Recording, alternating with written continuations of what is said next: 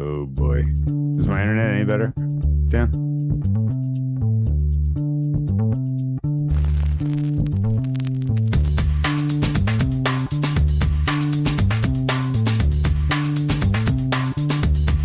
Welcome to the acclaimed podcast, The Deep Dive, featuring your esteemed hosts, Andy Monitor and Drew Dinzik, powered by BetSperts. Welcome to The Deep Dive.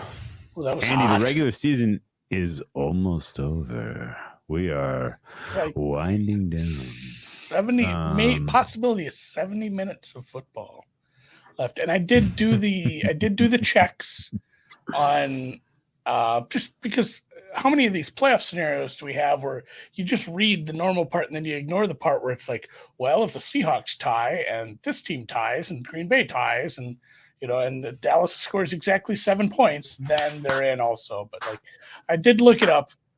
Seattle's tie essentially knocks them out because of the Washington result. Now you're saying, Andy, Washington? Well, Washington was eliminated. Yeah. Oh, Drew, your internet is effed right now. Shoes on the other foot. I don't know if you're on Wi-Fi or what. Maybe. Hopefully, it's not just me, and I'm the one who can't see. I'm not on Wi-Fi. Can you hear me? Yeah, but you're just a little blurry. What the fuck? Either way, I did check, and for some reason, the Washington game was important to this. I think it was one of those deals where it creates a three-way tie, even though Washington couldn't ever win that tie. And you know how the tiebreakers change when we get to a three-way. Everything gets weird with the three-way. So Washington winning the game would eliminate the Seahawks if this ends in a tie. So tie is just, and there's the way that I've seen it the last, month, the chances that Pete Carroll knows that a tie is as good as a loss to this are, 50-50 at best? And so I'm no, I don't think he knows. When we were discussing, so like, let's take ourselves back, and I'm not just dogging on you because this bet lost in spectacular fashion down the stretch, but because I was on board with you on this, like the Seattle to win the division thing, like partway through the season, we were just writing checks with Seattle. Oh yeah, everything was working. They were playing really well on both sides of the ball, and them to win the division was super live. It's super weird that the Niners have been able to work around the Purdy problem as far as they have. We'll see how that goes in the playoffs, but if you'd have told me back then, it probably comes down to them week 17 against Baker Mayfield to make the playoffs. So I would have looked at the schedule and said, what the fuck are you talking about, sir? Hey, is my internet any better? Yeah. Oh, okay. All right. I don't know what the fuck's I don't know going what the on deal here. is before. No idea. I think I got it worked out. Really, just I am shocked that the Rams made the stop. Oh no, did he? Well, that's okay. Oh, that was quite the punt. That was quite the arm punt. I don't know. At this point, field goal wins it either way. So it's Rams cover is intact. Although I would really love a Rams win. I'm just shocked that that third down stop they had was not roughing the passer penalty, because boy oh boy have the refs been unwelcomely involved in the outcome of this Rams Seahawks game so far. Which I guess it goes two ways. Like, why wouldn't if the NFL wanted to tell the refs to ref in a certain way, wouldn't they want the Sunday nighter to be higher stakes? But I guess it still is like either Green Bay or Seattle's in, depending on the game. So it's still as high of stakes, but it feels like the NFL really wants Rodgers in anyway. So I guess I don't understand what's going on in this. I don't think it was I think it was just the refs are terrible and they were swayed by the Seattle home crowd. All right, let's talk about some football today. Yeah, let's go to the morning slate. Overall, we are not here to discuss Colin Moore Cowboy meltdown. We are not here to discuss. We are not here to discuss anything negative. We're only here for the positives. And I think we got to start with Saturday, right? which was all positive. Saturday was fun. My only loss of the weekend was the teaser that started with, "Hey, why are the Chiefs 7.5? I'm going to bet this, or 8.5, or whatever I got them at." Either way, yeah. In the teaser, I mixed it with a few. Chiefs covered the teaser leg. Check. Most confident look of the weekend wasn't this, but this was up there. It was a shame that Browns had to brown it up, but I don't want to talk about the Browns. Stidham wasn't as good. Obviously, that was. I guess we could have seen that coming with our eyes closed, a blindfold on, and a radio blaring. Even at home, it was just a little rougher of a hang, and the Chiefs did what the Chiefs do. And if you weren't giving Mahomes the MVP before that, I suppose that cute little I don't even know what the name of the passes he throws are. Like he threw it like sideways. Well, that doesn't sound that complicated. His body was sideways. So the little touch pass into the end zone. I mean, he just does stuff that no one does. Yeah. Congratulations to Mahomes for MVP. Congratulations for the Chiefs to the 1 seed in the bye. That was a good teaser leg. If you didn't put the Chiefs in a teaser, I don't know what to tell you. Best teaser leg of the year. Chiefs are still suspect to get beat, in my opinion. I think this is still a team that is susceptible to get beat in the playoffs, but not by the Raiders, and certainly not by the Raiders and Jarrett Stidham. The Raiders really, they had some high leverage moments in the first half of that game, and they failed at every chance. And then that was that. Not a very memorable game. I don't know. Nothing to take home or really take away from that one. The Chiefs did a funny little snowball thing. What would you even describe that? The one where they were like, "Hey, we're gonna line up wherever." What is there a place for that in football? It was right up there with the kitschy ending of a Disney movie where they run the annexation of Puerto Rico, or Ted Lasso runs like we're gonna line up soccer players by like a football league. It felt straight out of a goddamn kids movie, and at the same time, it was very confusing to watch from a defensive. If you put yourself in the defensive shoes, it was confusing. Like, all right, who's where? What? And it wasn't even the fact that like they unfurled themselves like that and played it so quickly. I mean, a lot of it was just based because you know where the linemen are going. Those 5 guys are going to stand at the front, right? But the way they lined up that backfield was muy confusing. They could have just been in a huddle and ran to the line like that, and it would have been about the same effect. So I don't know. Whatever.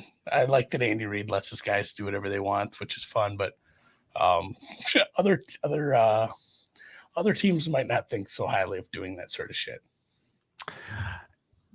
The Seahawks are going for a touchdown here because their kicker missed. Isn't that right? I guess. I don't want this to land Seahawks by 6. Really, really don't. The nightcap was the best football game of the season. kind of based on outcome only. Yeah. Otherwise, it was absolute trash. It was a terrible game. Got a lot of DMs, and my wife was like, I was on my phone too much at that point. My God. My wife was, and I tried to explain it to her. I'm like, well, honey, we told people that the Jaguars were live a long time ago. And then you could win that bet, but you could still win a bet on the other team if you place them and the points. And then I just gave up. Like, either way, like some people made some nice money. It was fun. So some people, including us, like that was a very, very positive outcome for us. I was extremely happy to see AFC South futures cash for the Jags. I had some big bets at some 4-to-1-ish prices, and very, very thankful for that. I'm sure people out there got better prices. Well played by you, because I remember I bet them and then they lost 2 consecutive games, so there was definitely better prices to be had than whatever I bet. That said, +7, +6 was apparently always a good bet on the Titans, and the Titans and Vrabel, they pulled out all of the stops. That was literally the most creative and wild and weird just general approach to a football game that I have seen in a long time. It was fun. It was interesting. It was exciting. But ultimately, Josh Dobbs. You keep saying Josh Cribbs. Josh Dobbs. Ultimately, Josh Dobbs is not an NFL quarterback. And you felt that from drive one. That first drive was hilarious. They had 17 plays. They went 50-ish yards. They kicked a field goal. And on that drive, there was a bunch of wait, this isn't NFL football at all. What is happening? Absolutely ridiculous. He is a mile better than Malik Willis. Oh yes, substantially better. That was the right call, and yes, it was one of those. Seahawks win. Part of my bet, part of my bet was, hey, I'd like to cover some of this, exposure I have on the Jaguars to win, basically everything that they could win at this point on. But also just that 7 felt very, very wrong. So that was a sizable bet that felt so good as it was coming down to it and I don't see a way to lose this because I did bet it early. I did get the 7. I know some people I think even the 6 was fine on this. It just felt like a 3-point game the whole time. And honestly, it really felt like I was going to be halfway sad when the Jags ended up losing the damn game. Yeah. That was Trevor Lawrence's playoff stinker, I think. Hopefully. I think it had the playoff atmosphere and he stunk. Hopefully he emerges from that now and goes on a little bit of a run. We shall see. With the Seahawks winning, by the way, the Packers are steaming a bit. We're not quite 2-6 yet. The dream of getting a Lions +6 is very close to being realized. You still feeling Lions +6? What's your opinion? If it gets to 6, I'll take it. You're gonna play? Swing. You're gonna play? Yeah. It's getting close. Like Chris is just juicing the shit out of the Packers 5.5 because they don't want to hang a 6. Oh, I'm gonna be. I won't be able to see you, so don't do any hand signals because I'll have that tab open. What's the next game? But yeah, just Trevor Lawrence wasn't great. The defense bailed him out. That was defense 100%. That was a fumble. That was 100% a ball where no matter what they said, I was gonna be sure. It was very close. Very close. Yeah, they would have been fine going either way. And Pizzola had a decent point about, everyone just, it's a love that they let the play run out there. But I don't know, the play on the field matters. There's our 6, by the way. There it is. All right. It's flat 6. Not getting nuts with this, but I do think it's a close. It's the same argument for the Titans. It is with less motivation, obviously, but they don't like the Packers. Dan Campbell's not going to let them. Honestly, maybe them being eliminated is a better speech for Dan Campbell in the pregame here. Yeah, I think so too. The disrespect speech. I put a decent sized bet down there on Lions +6. -110. Put it on the card. All right, man. The defensive touchdown. 2 funny things. So the Jags that was a horrible game by the Jags. They were awful. It was misery, hoping the Jags are going to win. I was like, I guess it's just not their year. God damn, this is tough. This sucks. This is rough. Henry was very good. Henry was very good. There were a couple of clear and obvious holding calls that weren't called early in the game, but then they called them later in the game that were really, really impactful in terms of stopping the Titans offense, because the Titans offense was conditioned on holding, and Derek gave him the ball to Derrick Henry and hoping something magic was going to happen. The general, the fact that the Jags won on a defensive score was kind of wild, because Trevor Lawrence yards. Was bad, man. He was 220 yards. I bet we could find 7 quarterbacks that threw for more yardage than and it's not like we're adding up a big rushing number. The Jaguars could not get the run going, and that's not so much their fault. It's not a surprise, even. No, the Titans did a really good job. They've been doing a good job about that. Like running the ball was almost like a kneel down.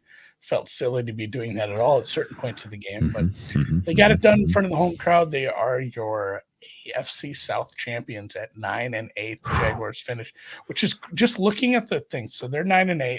The Titans are 7-10. Like it still just doesn't jive with my brain how that was like a win and in game. Yeah, really. But I understand how math works. It just still bothers me. All right, on to Sunday. Yes, Sunday's contest. You want to start with the early games in rotation? Yes. So like Jets Miami first. Yeah, Jets Miami was my favorite total of the week. I guess 11. Under. What did I say to? I said I missed the early number. It was people got like 41s in that, and I bet it at 37. I bet at 38.5. I said I bet this down to 36. 36 was apparently high by quite a bit. The teams were just not getting anything going, and awful. I mean, it took 8 fourth quarter points to even get to where we are. 5 by the Dolphins. The only thing to really mention on that, 2 of those as time was limited.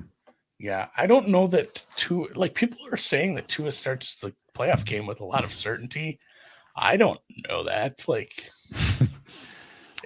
we could have a Thompson playoff game, which is right up there with the Connor Cook things. So Skylar Thompson starting against the Bills is a 17-point dog.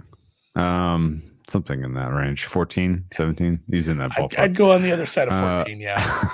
Okay. 14 and a half, see where the market takes it. I think Tua plays. Skylar Thompson sucks. Joe Flacco sucks. I played some Dolphins in this one. I played second half under in this one. I doubled down. We had under. I had under. I played some Dolphins in this one. I didn't feel good at any point in the, even though Flacco was behind under center for the Jets, I never felt good. The Dolphins defense, I expected their pass rush to be the distinguishing factor and just smothered Flacco. They didn't really. The Dolphins defense stinks. The Jets are just that effed. And if you bet the Jets, I'm sorry. Wasn't the worst bet. Getting the points. If you caught 3.5 or 4, especially the early guys, god damn, you got absolutely hosed. That was not right. That safety at the end, it wasn't 100% sure it was going to be counted in the moment, and they ultimately counted it. I'm sorry for you. Cleveland, Pittsburgh. Let's talk about them next. Andy, shame on me. Shame on me for thinking that the Deshaun Watson experience was going to have a happy ending this season. This was awful by him specifically. He was terrible in this game. He took sacks that didn't need to be sacks. I'm surprised that the Steelers didn't have more sacks in this one. The Steelers conceded every third down that mattered for Kenny Pickett and company. The Steelers were not good. They are not good. They did not deserve to win by 14. The Browns blew all of the long teaser parlays out there, everyone, every which way. They were the only loser. Of all of the long teaser legs, the Browns were the only ones that lost. They can go fuck themselves. Deshaun Watson is going to be a very tough character to rationalize and handicap with a clear mind going forward. His 2022-23 performances were all horrific ultimately. And there were some bright spots here and there, but there was not like there wasn't even a really complete half of football that showed like, hey, you again traded your soul for a franchise quarterback and now you have one. Second half of that has yet to be seen. It would be a real shame if they only got the negative that came with it and he never played well again. That would be he doesn't look like the game ever came to him at all. And by the way, like the Browns, the good parts about the Browns didn't really show up today. And honestly, like the offensive line for the Browns, they may be amazing in run block and maybe sort of the key to having an incredible run game for the foreseeable future. But god damn it, do they suck in pass pro? Like they're not the same unit. It was weird how helpless they were. And yeah, Pittsburgh was playing for something. They were elevated by the crowd, blah, blah, blah. I'm still in shock about how bad Cleveland looked. Particularly, they got a 7-0 lead in this one. And then the fucking wheels came off. I have one thing to add. The refs in this game very much wanted to see Pittsburgh get a win. I'm not a refs conspiracy guy ever in life, ever. Just this year. Except for this game where last year the refs were awful and they were against me so regularly, and I still kind of kept the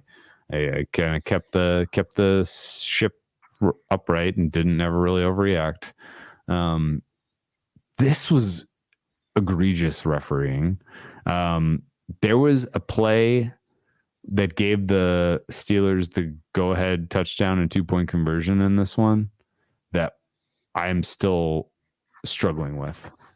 They called pass interference on one of the better pass defended plays I've seen all season. So it wasn't clearly pass interference. But even more troubling was the ball was 100% tipped and they still called pass interference. The refs have a lot to answer for what the way they handled that game, I think. It should have been a 1-score game. Browns teasers should have gotten home. I'm butthurt on that one. Yeah. I'm sad it didn't get there for the teaser. This was this is something I really liked as a second leg. I thought it was going to be fine. When I handicapped this, I never had the Steelers face mask missed penalty too. Yeah. The crew all game long felt tilted. But the one towards the end that put the Steelers over the top was the most egregious. Yeah. No. Ugliness, and we move on. That's my only loss for the weekend. That teaser. So yeah. I guess whatever. Still, it's fucking bullshit. Still chap my ass. Oh, it's bullshit. You know what burns my ass, Drew? Getting cooked by the refs. A flame about this high. Yeah, that's right. It's my dad joke for the day. Yeah, magnets in the goalposts, guys. Were there magnets in the goalposts? No, the size of the magnets would have to be so big. I mean, we've been over it. They'd have to be quite big. Laid out the physics. All right, let's talk about the game of the day, Andy. Falcons Bucks. Texans Colts, baby. Oh my God! The shower fart game of the millennium. What were they doing? So the move is, because you can't tank, it's just to call your worst 2-point conversion play you have. And I think they actually did that, and it still worked out somehow. Well, talk to me about the 4th and 20 touchdown first. First off, the defender, I need to take him before he does anything this offseason. He needs to go to the eye doctor. Because his depth perception is broken. He jumped so early, and he was in position to just knock Take that down. Knock it down, catch it, whatever the fuck you want. He's playing a child in volleyball, and you just spike it down. He jumped so incredibly early. He could have spiked that on that kid's head. Yeah, the fact that he pulled that early jump, and I mentioned this to you, I think, in the replies, it reminded me of that, again, Flacco, who was on the field today, the Flacco touchdown over the Broncos defender in the playoffs where he just could do no wrong. But yeah, that was, it was not like some well-drawn-up play. Oh, they really caught him sleeping there. No, it was a fucking prayer. It was a heave, and all the defenders were in bad positions for some reason. They didn't defend the goal line very well. They didn't get taller people out there, I guess. You treat it like a Hail Mary. Yeah. And wild that happened. Then wild that you can't go out there and tell your kicker, hey, please miss this. And you can't very well just kneel. I think the NFL would be mad if you kneeled on a 2-point conversion. I think so too, yeah. So you have to call a bad play. You got to try something. And it still worked. It And I mentioned this. Somebody in one of our chats was amazing. A couple of people were talking about this game on Wednesday, and people were like, "There's just no way that the Colts can lose this game because it's the Texans and they're going to try to lose. And like I said, pick out of the other 31 teams that aren't the Texans. If there was one team you had to pick where it's like, all right, I can see the Texans winning this game even if they're trying to lose. It's the only choice is the Colts. Yeah. And only choice. And here we go. Congrats to the when Bears. the Colts were up 7 late in the game, I was like, wow, the Texans really, they did it. Like, because the Texans were up 10 and were clearly dominating that game. They could have won if they had kept their foot in the gas. But it was like, oh my God, they really did it. They won the first half and they lost the shit out of the second half. Well done, guys. You're going to get your first pick. Yeah, but getting that touchdown and 2-point conversion is just, it's insane. It's insane. It meant nothing except for bad things for the franchise, which is just, it's crazy. It's crazy. I know you play to win the game, blah, blah, blah, blah. No, like you now have the second pick. I guess here's final question for you, Andy, to stew on. Is this going to ultimately matter? Right? Like there are 2 bona fide QBs in this draft, Young and Stroud. 10 very, very sharp analysts will give you, 2 different answers on who the better quarterback is between those 2 players. Like ultimately, they don't really need to. No, I'm not saying, but like, I mean, are they ultimately screwed by this? Like, there is a right answer, and they could have made that decision, or is like getting whoever the other guy is. Maybe that's fine. Like, maybe this doesn't ultimately have implications. Yeah, ultimately this doesn't have any meaningful implication for the franchise. Maybe. Yeah, I don't have like a take on this because, it could just be like, hey, they were both very good, or hey, the Bears whoever they trade the pick to, or whoever happens, there's a chance the Bears don't take a quarterback at 1. If they can't trade up, Bears are trading out of that pick. It's hard.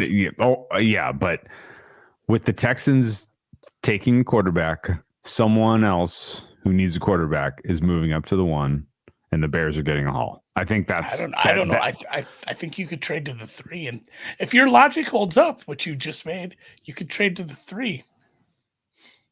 Unless you think the Bears are taking a quarterback or someone else is trading. I don't want to get into all the trades. That's a little Brinksmanshipy. It's a little murkier, but it's a little dangerous. It's a little dangerous. My final thought on this would be the only way this is really funny, and we come back and look at this game over and over, is if it's a true Peyton Manning, Ryan Leaf situation. Yeah, one guy's amazing and the next guy sucks. And the Texans get the next Ryan Leaf. And it's funny too, like as Food Snob points out, it was just to point this out, there's some teams that really need quarterbacks that don't have the call to make the trades. Yeah. So it's a small group of teams that'll trade, but I mean, you're right. Someone's going to try to snag that. Like the leverage is, you don't need a quarterback. Let us help you. Let me help you. Because the Bears need a lot, as evidenced by their performance today, because they suck. Bears roster is a disaster. The next of the in rotation order of the early slate was Tampa Bay, Atlanta. Our friend in chats, Matt Landis of Props and Hops fame, he played Tampa to score the first touchdown and lose the game. What a call. Yeah. I saw him post that and I was like, yeah, obviously. It's funny. What kind of price was that? It was a big number. 4? Let me go. I think 4 or 5. I think it was even bigger than that. Really? I wouldn't think it'd be It's massive. a parlay between 50-50 market and they were dogs. So yeah. Yeah, it probably was in the 4-1 range. But anyway, I think I saw him post that and I was like, yeah, that's the angle. Like that's how you play this, because it was clear they were going to start with starters and then Rugg was coming. I wish I'd have played that too. I played Tampa Bay first half money line. Oh, I played plus 150 on the money line, and Atlanta was scoring a little too much early for my liking. They did end up getting there, but 17-10 gets it done though. Yeah, if you were betting on Tampa Bay, I guess the first half was the only way to look for it. Yeah. No other opinion on this game. Absolutely zero takeaways.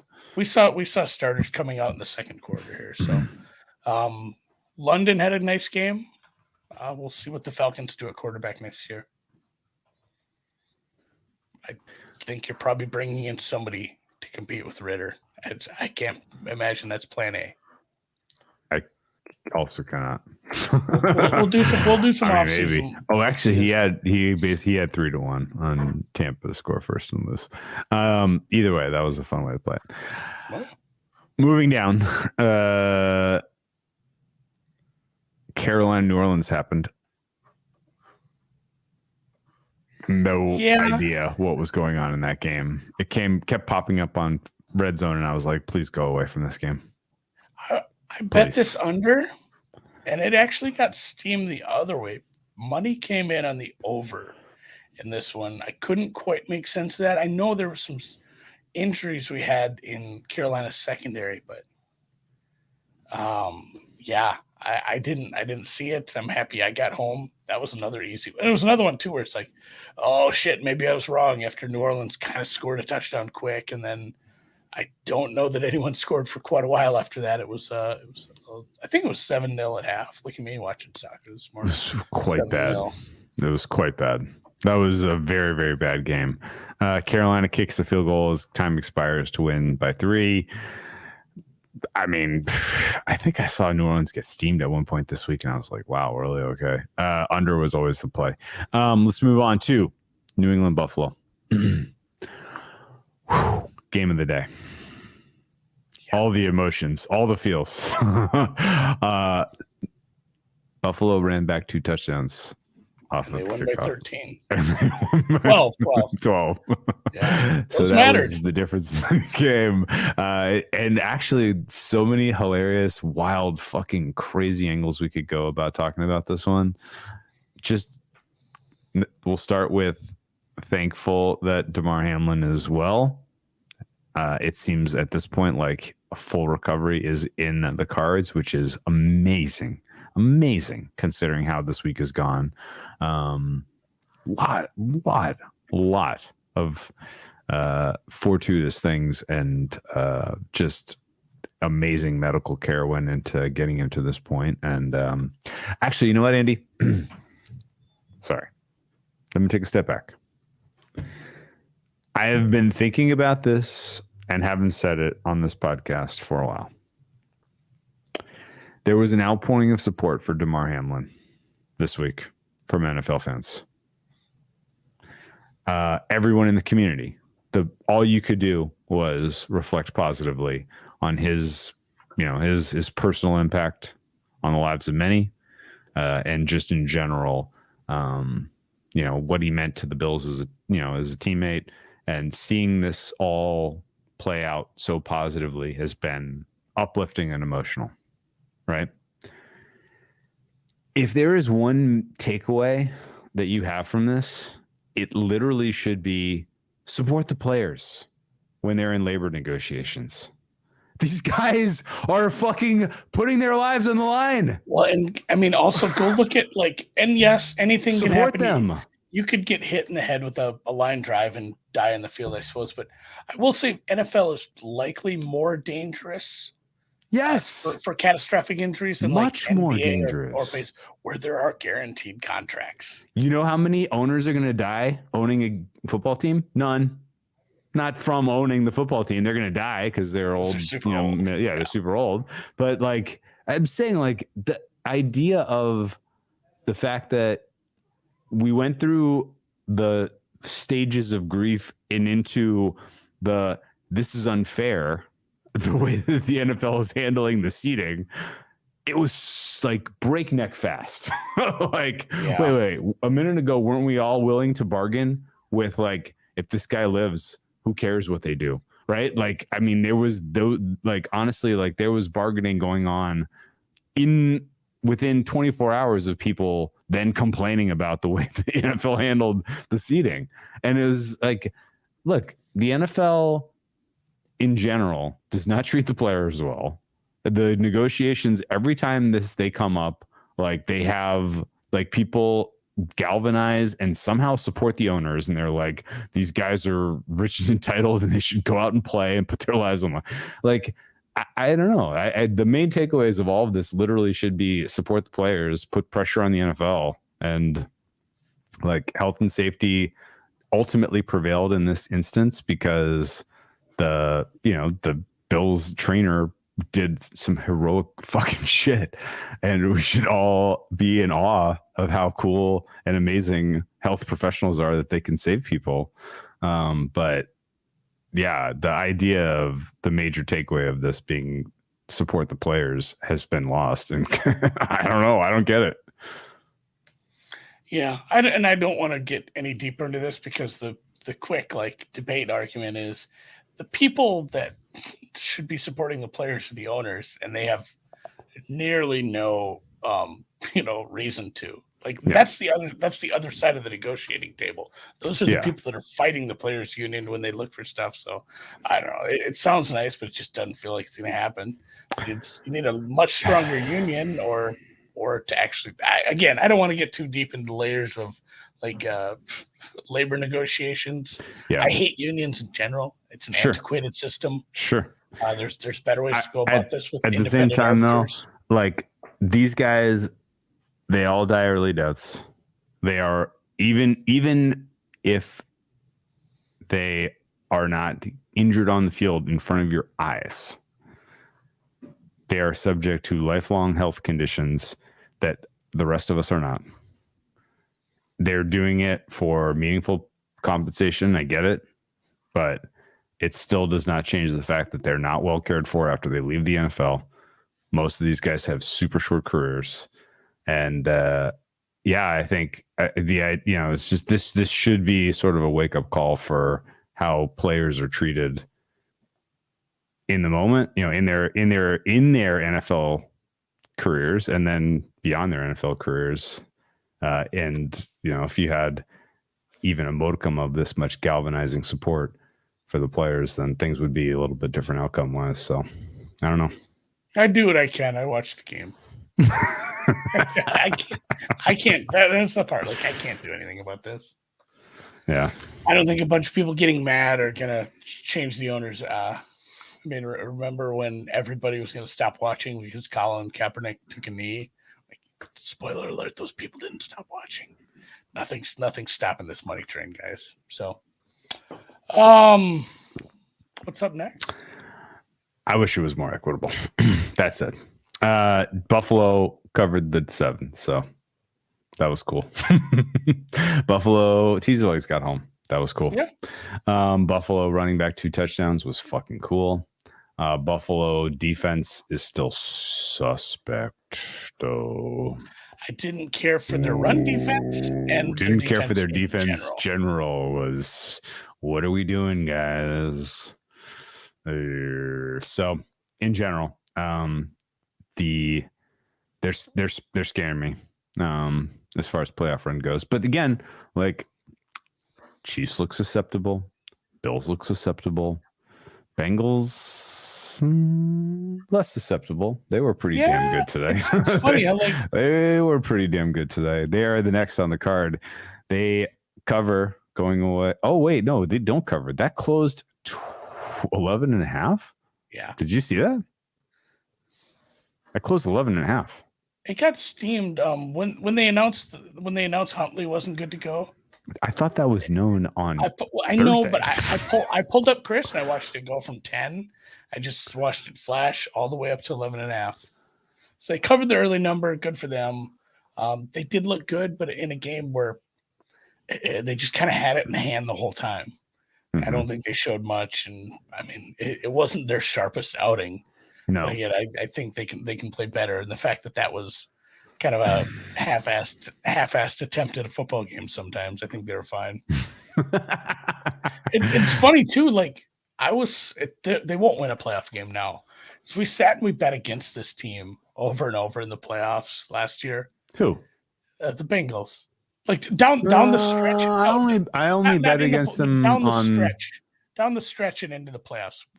strong believers in this team. I lost a healthy chunk in the AFC Championship game. Yeah, but other than that, I don't actually remember betting against them. We were not keen on them at the end of the season. And then now we are, and I feel like it'll be the other way around, which would be funny. But yeah, they had some injuries in that game. Their offensive line is now beat up. We'll see how that goes. I will also say that it was funny watching the game. The Ravens kicked a field goal down 14. Yeah, there's some bad, and that's a good coach. That one made me sad. What? I was like, I thought I was tripping because they were like at the 10 or something. And you're just like, you're down 2 touchdowns. Why are you kicking field goal? I didn't really get it. I kind of respected what the Bears were doing. 4th and 12, fucking go for it. Go for it, and fuck it. We're not going to get it anyway. Who cares? The Bengals didn't really feel like they exposed their plan A, but like still, you got to play the same opponent now next week. You did sustain a couple of injuries that matter. Lamar Jackson, where are you in this saga? I don't know that could he be just trying to further his position by not playing at all in the playoffs? Is he well served one way or the other, Andy? I don't know. I kind of want to just get to the rest of the games and look at the playoff lines instead of getting into labor and contract negotiations. This is playoff lines. Starts. I would watch this is playoff lines, man. No, it is, but you just asked if he was well served. I have no idea. Well, what do you think is going on? I don't think he plays. If you were Lamar Jackson's agent, which is Lamar Jackson. Who is Lamar Jackson? What are you telling him? What are you telling him? I don't think he plays. I think them going out there and because of the potential outcomes. Yeah. I lean that he sits. So, and yeah, him sitting, them getting the shit kicked out of him, maybe that helps with negotiations. So we'll see. Yeah, it doesn't seem like he hasn't practiced in like a month, guys. It's not good. It's not good. All right. Well, let's keep ripping. Minnesota beat the shit out of Chicago. They covered all the teaser legs, but the ones that we paired with the Browns lost. So that was a bummer. The LA Rams and the Seattle game is the first in rotation of the afternoon games. The refs can go suck a donkey dick. That was awful refereeing. The Seahawks had a punt late in that game. A defensive lineman broke through the line, got blocked into the punter, and they called roughing the punter.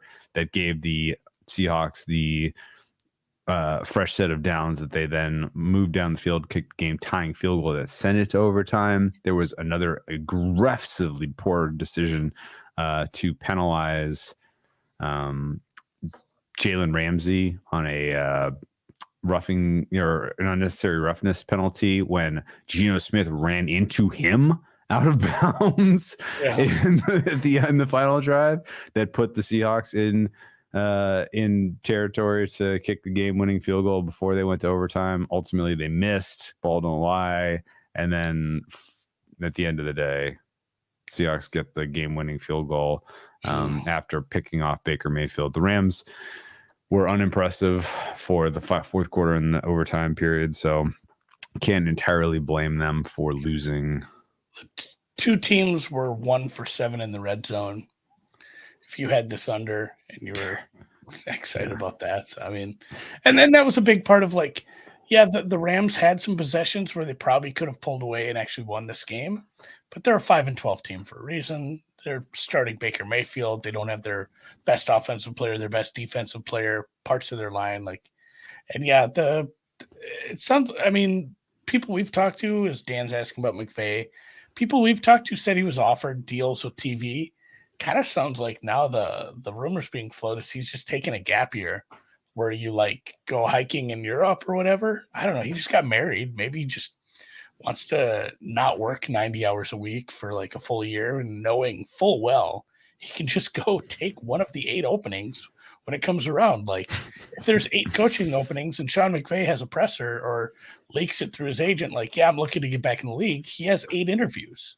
Like, that's how that works. He's gonna be highly sought after compared to, like, well, there's also this D coordinator in Miami that we could go after, like, or Sean McVay. So yeah, it'll be interesting to see how long it takes him to mention something. I think for the good of the team and just to do the right thing is announce it sooner than later so the team can kind of figure out what the offseason looks like. But that has yet to be seen. We'll so see they can go bring Shane Waldron back. Shane Waldron's time. Shane Waldron time. Real quick, Drew, someone's asking award winners. So Bosa, Sauce, Mahomes in Penn. Yes. And then coach, rookie of the year, and comeback player of the year. In dust. In dust. Really, no. I think Justin Jefferson likely gets offensive player of the year. That one's that's not in blood or anything, but like that's in pen or marker. But like, you really, really don't know on coaching. Like, did this game between the Eagles and the Giants matter for Sirianni's year? He did lock up the 1 seed, and they won a lot of games. It wasn't a very impressive game. Dable didn't start any starters, but again, they went 1-4-1 in the division. That's not impressive. They covered. Yeah, they did cover. So, and then I do think Christian McCaffrey playing, scoring, looking good kind of puts him above. Saquon didn't play. And I guess Geno won the game, but he wasn't that good. Maybe there's a bump because Geno makes the playoffs if the Lions win. No. It's funny. Oh, stop it. I don't know. Like, stop it. There's such a weird spot. I don't know. Like, people are so high on Dable, and like Dable makes sense, but that's just not how they vote on Coach of the Year. Like, if Coach of the Year, I was saying stop it about Geno. No. Papa Calls is mad at me about Dable. Like, if Coach of the Year made sense, Dable gets it, but that's not how they vote on this sort of thing. It's team wins. It's stupid. So I really think it's between Sirianni and Shanny at this point. And this week didn't really swing that, right? Both guys win. And Rookie of the Year too. We didn't see a ton of. Wilson had a decent game, but it would have been nice if they scored some points.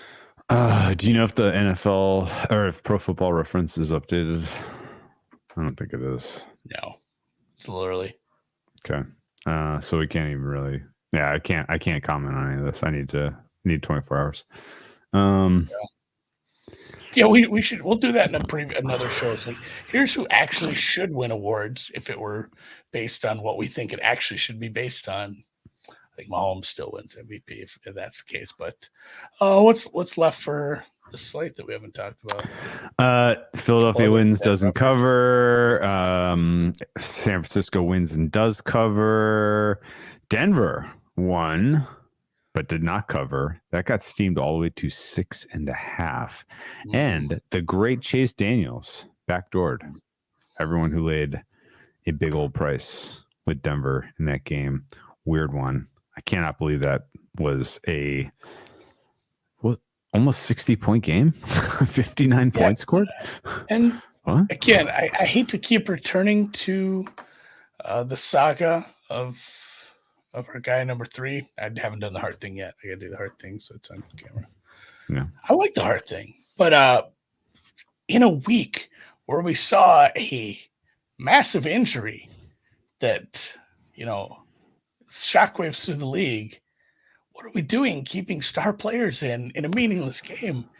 And it's funny too. People were posting clippings from Staley saying, our guy Herbert's never going to play in the preseason. That's going to continue. You'll never see him in a preseason game. And then he's just playing him deep into January, as we say, but deep into this game for no reason. Like a lot after we had a player get carted off, who matters? And it just really didn't make sense. He might be one of the dumbest individuals coaching a team right now. And then Mike Williams. We'll see how that update comes, but it's not good. No, not good. Not good. I kind of couldn't really believe what I was seeing. Like, I thought my score bug was fucked. Like, why? Wait. Herbert's still in? Yeah, you know how it does that sometimes. Where like, it doesn't change. Yeah. A quarterback gets like hit and they have to pull him for one play and they put the backup in. And then for like the rest of the drive, it just keeps saying the backup's in because it's broke. The bug's broke. Yeah. I thought it was some of that too. I had to go switch to the TV. What? Yeah. Why? Why do that? What are we doing? What were we doing? And do you take away the fact that the team didn't look great with all their starters for a lot of this game against an absolute trash fire that is the Broncos? Yeah, it's really hard to They did not look great. Just having nothing to play for is like the crutch you lean on for the argument, but at the same time, like, yeah, but you had all your starters in. And let's go right to the next fucking example, which is the Dallas Cowboys. What the hell was that? And that even was so poor. Even if they were scoreboard watching, they had to see like, hey, it's not like the Eagles are up by a million. Or up at all. They were not up early in the game when their like punter, muffing punts and their punt returner muffing punt. Like they gave the Commanders 2 possessions inside the 20 in the first quarter of that game, and it was like, what are you doing, guys? Dak Prescott was miserable in this game. The Washington Commanders were not with their full strength defense at all in this one. A ton of players were missing. It did not matter. The Commanders scored 6 points. You see the line at Chris right now for the Lions game, by the way? Is it 6? It got bet all the way back down to 4. Oh, good work by us. Pointing it out. I just saw that too. That's crazy. And then also Dak causing a dead heat on Mills' most interceptions. That's kind of annoying. I have a 6 in my pocket, so I'm grading my bet Lions plus 6. Yeah, wow, for sure. They were hot. They were hot in the streets like Hansel. A really disappointing performance because the Cowboys did have something to play for. Like we haven't seen the Eagles. Christ. The Eagles haven't looked good. I don't know if Hurts coming back was just going to magically fix it against a team it's a playoff team again, starting backups. But any given Sunday, you got to put your best effort. It felt like if I'm the Cowboys at that point, it's like shit. Should they just pull their starters and say fuck it? Like they should have. The Giants really they should have. They would not be playing with this level of confidence if they had. Dak was awful in the second half of this game. His final stat line, 14 of 37 for 128 yards passing. 3.5 per attempt. Or per completion. Jesus Christ. A touchdown, a pick, and a sack. I mean, Prescott was miserably poor. Those are Peterman numbers. Peterman is like embarrassed by those numbers. He's like, Jesus Christ. Let me go I'll pull up Peterson's numbers before I make that sincere comparison. Peterson was like $120. I mean, he didn't throw a pick at least. He did get pulled for Tim Boyle. We got to see some Tim Boyle actually. Didn't get to mention that, but yeah, it's funny how we put the putting the those are Peterman numbers. Together, yeah. Those are Peterman numbers. Prescott was awful. The running attack was awful. The Cowboys in general were listless. How they turn it around on the fly and go on the road this week in Tampa and get a win, and then presumably go on the road again and get a win. I mean, the Cowboys, I'm prepared to just completely give up on them. Where are you? Yeah, I mean, it's going to be injury report stuff. If some of these injuries, I need to dig in. Like, are some of these guys available to come back in the second week of the playoffs? Is that a thing? Because then if you get by Tampa and you start to patchwork some of that defense, maybe a little, but man, getting by Tampa is not a foregone conclusion, not even close. Well, we are through the slate. Let's talk about Wild Card Weekend.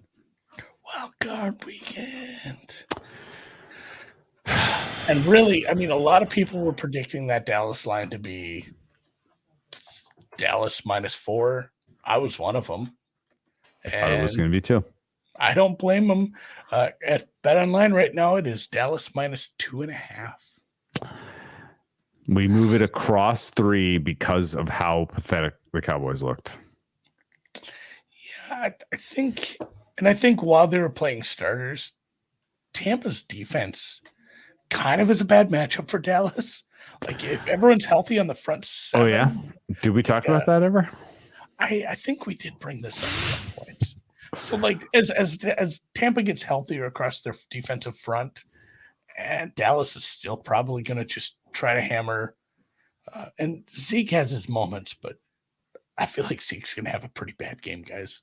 That's my player prop of the day. Like Zeke under whatever. So Zeke's not going to eat, is what you're saying? No cereal for Zeke. Do not think the cereal will be happening in that one. Weird game. Did I get that mutant time for the sneeze? You nailed it. That was God, it was a nasty one. That was professional. Yeah, just real quick, the Chargers getting 2 in SoFi. Why would it be in SoFi? They're a champion. I just tried to dog on the Jaguars. So that is in what's it, TIAA Kraft Field in Jacksonville. Duval, Andy. Duval. The Chargers head across the country as a favorite. Not so sure about that. The total is up on that one, 46.5. This should be a pick 'em. I can't believe that the Chargers are favored. I can't believe it. I really can't. Yeah, so far I'm not excited. Why? I'm not excited about betting either of these games at the current prices, but if you made me, said, Andy, here's $500 for each, bet them, I would bet both dogs so far.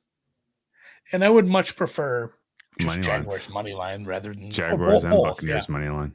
Although, I will tell you this, Jaguars +8, Tampa +8.5. Okay, I already have a teaser, buddy. The Florida playoff Wong. Oh, God. The Florida playoff Wong. Bath salt teaser of the week. Florida man teaser of the week. Florida man teases teams. Florida man teases teams. Oh, buddy, we're in on this. Oh, I love that. I like that a lot. God. And then, yeah, the Bills are laying 11. To you, what does that say? So it's in Buffalo. That's Bills halfway between. That's the Skyler to a halfy. Because I think we were pretty much in agreement. It needed to be 14 or better for Skyler. Yep. So that is a halfway spot. And it was like I think it was 6.5 or so. What was the Christmas game in Buffalo? Like 5? I don't remember right now, buddy. My memory's going to just shit. I'm getting old. I thought it was 5. Somebody can have, but I do agree that's a midway line. Wait, was that Christmas? When was that? If you feel like, was it the week before Christmas? Am I tripping? Christmas. You might be tripping again. When did they play? Was that a Monday night game? Oh, Thursday of Christmas week? They've played twice. Yeah, well, yeah, but I want to see I want the game that was most recent in Buffalo. Man, fuck, what was that game? I can't find it. Yeah, they played on September 25th.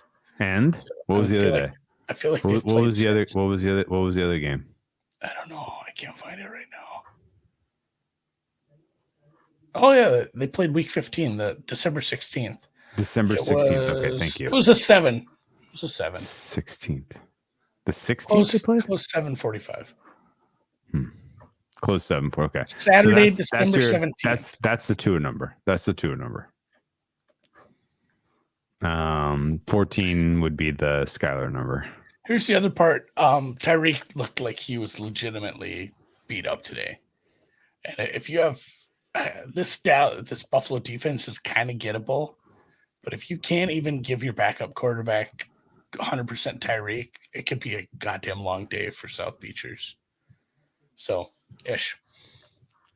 Not betting into that one, but if you really believe 2 is out, so that was the Bills minus 11 is not going to last. That was Christmas party Saturday. That's why I'm all confused. No, all right, sorry about that. Reek, yeah, goddamn. So many things about the Dolphins to really be concerned about here. Another road game for them, by the way. They've been traveling a lot. Looks to be wearing the team down. Bills defense is suspect, which makes me wonder what that total opens. We don't have a number. We don't have a number. We don't have a number yet. Shit. If there ever was a case to keep your foot on the gas, it's the playoffs. Like, this isn't the kind of game you want to lose by playing it safe in the second half. So, plus Buffalo special teams is good for at least 2 touchdowns. Yeah. So, yeah. Giants, Vikings. I guess everyone kind of predicted this number. Vikings by 3 at home. Vikings roughly a point better on a neutral. That's probably pretty fair. I know the Vikings are a bit of a joke in hey, they have this really good record, but look where they are in the betting power rankings. Like, yeah, that's how it is, but it's still a pretty viable offense at times. So you're gonna have to score with them. I'm not sure if this is a repeat of what did they play 2 weeks ago, somewhere in there, 2-3 weeks ago. I think that total was 48. I'd expect that to come in a little lower. So maybe like 346 here, and I'm not sure if I have action on that. I'd like to take the Giants, but I don't super trust them with a rookie head coach, first playoff game for the quarterback. Still not really doing it for me with the receiving core. Minnesota stops the run. I think they win.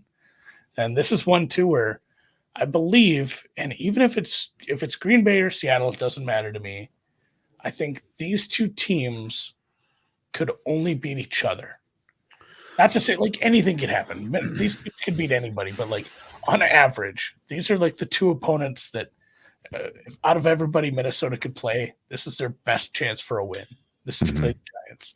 And the Giants, you could probably say the same thing. Out of everybody, they match up decent and probably could win here. So whoever gets the winner of this is happy. That's my takeaway. So Andy, we knew this game was going to happen. I've already simmed it.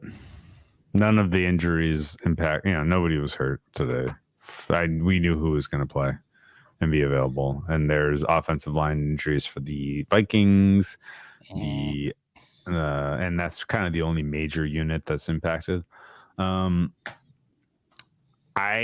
downgraded the Giants offense because it's Danny Dimes' first playoff start.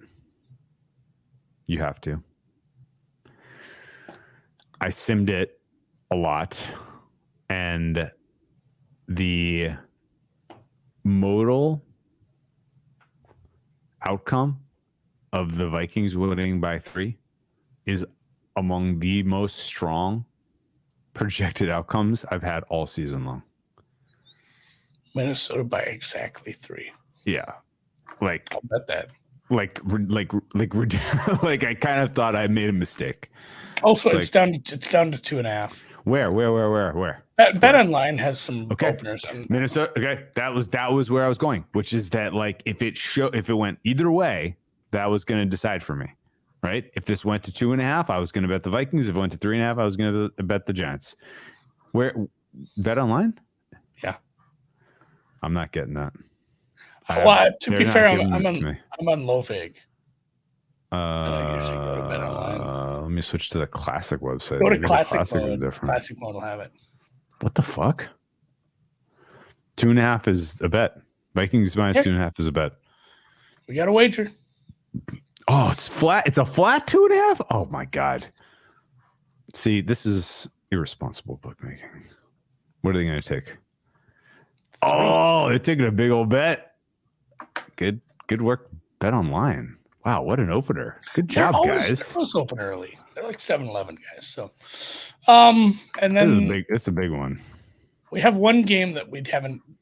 It's not decided yet. They're not taking it. They're not taking it. They were liars, lying liars who lie.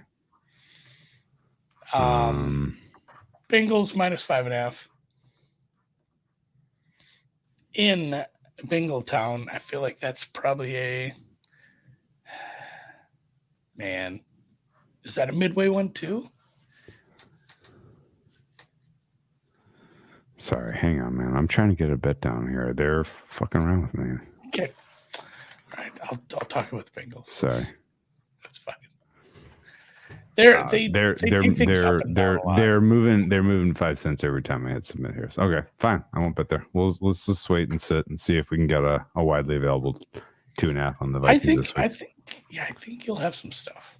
They're fucking with me. They don't want to make actual. They don't want to take an actual bet there. It's early. Like nobody else is up. Like they aren't gonna pull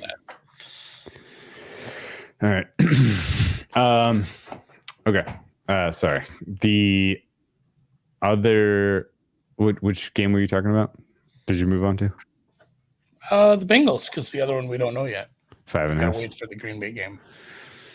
5.5 fair, but not knowing the quarterback situation has me also hesitant. I think I'm probably comfy enough that believing that we're not getting Lamar that I mean, what does this go to when they announce that it's I can't even think of the guy's name. That not Mark Huntley.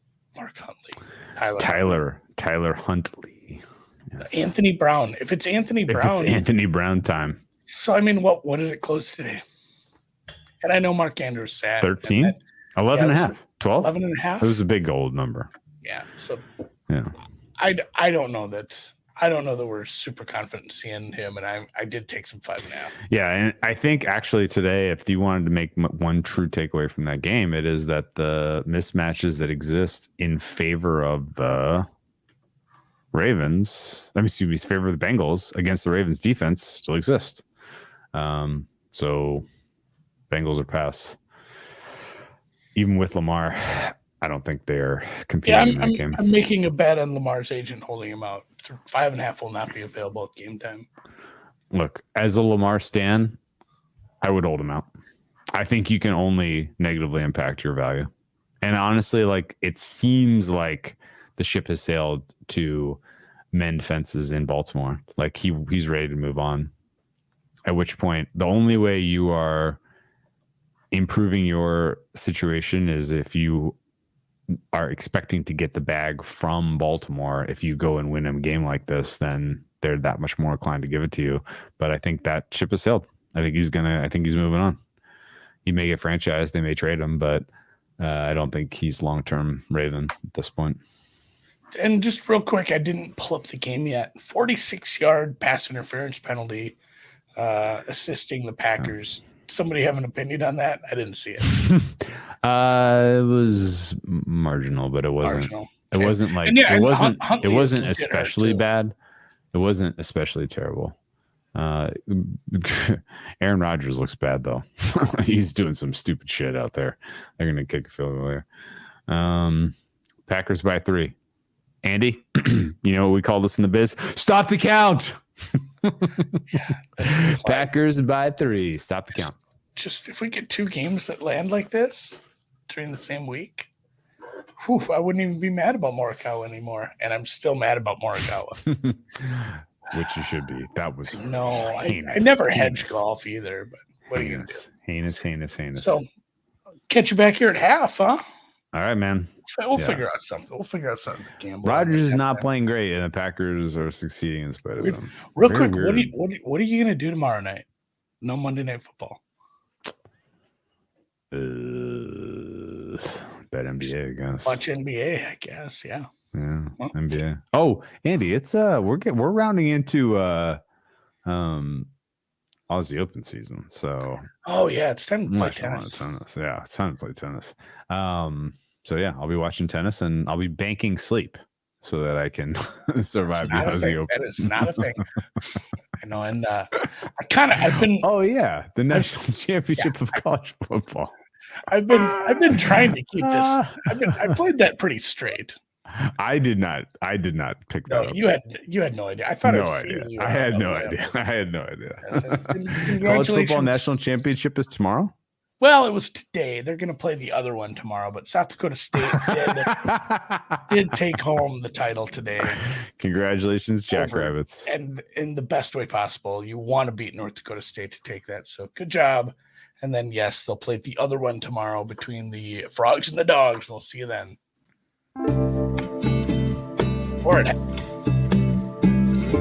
Oh, yeah. Let's check in at halftime. How about that? Oh, that game? No, this game. Okay, yeah, this game. Crackers Line. Andy's local team, Andy's alma mater. Weren't you from Jackrabbit? Oh, yes, we live and breathe Jack